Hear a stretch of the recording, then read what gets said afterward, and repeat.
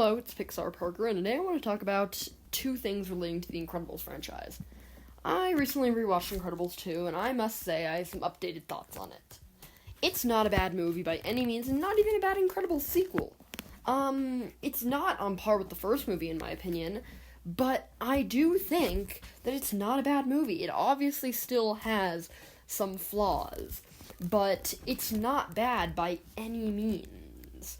And, yes, I know I said this already, but it is flawed. It's not a perfect movie, but it's, in general, a pretty good movie, and it's a decent sequel to The Incredibles as well.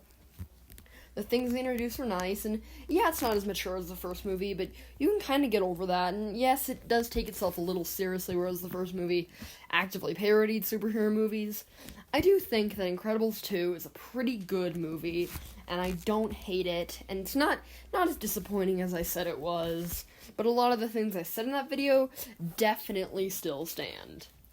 But today I also want to talk about Incredibles 3, because it is happening, and I think that there is a pretty good way to do this, and I have faith in it, and obviously Pixar has a long line of sequels coming up for better or for worse, but my opinion for better, because I love and cherish every Pixar movie that comes out, but I feel like there are a few things to do in this movie.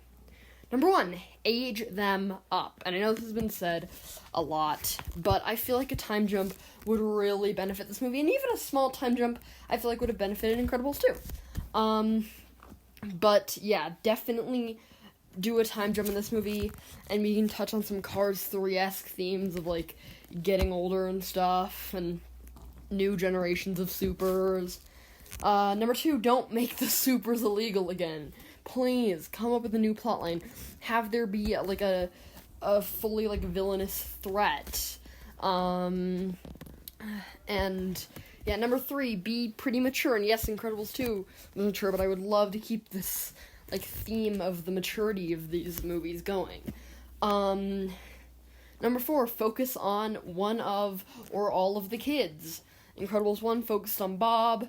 Incredibles 2 focused on Helen, so I think it's high time that Incredibles 3 actively focus on the kids, and that would actually be great if they were to age them up, and it would work perfectly.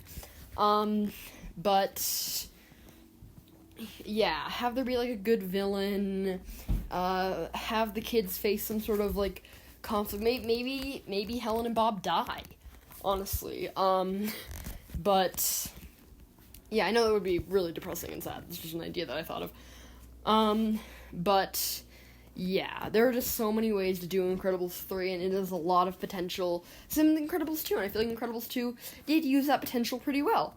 But yeah, I definitely have a lot of faith in this movie, because Pixar makes great sequels and great originals. So, yeah.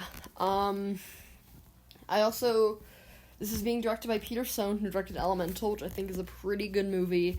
And then he also directed The Good Dinosaur, which, yes, I know The Good Dinosaur had a pretty troubled production, so I'm not blaming Peter Sohn at all for The Good Dinosaur being the worst movie I've ever seen. But, yeah. I definitely have faith in this, because he has experience with The Incredibles. He came to Pixar to work with Brad Bird on The Incredibles, and so he has experience with this world and these characters. Another thing is, I feel like you should bring back some of the characters from the previous from the previous two. Definitely have minor characters from the first two, and maybe have some flashbacks. I don't know, but yeah, I definitely trust this movie is going to be pretty good. And I'd be fine with an Incredibles 2 tier level movie, because, yeah, I just have faith that this is going to be a really good movie. I also feel like another way you could go is, focusing on Frozone. Frozone, maybe, if they don't want to focus on the kids, but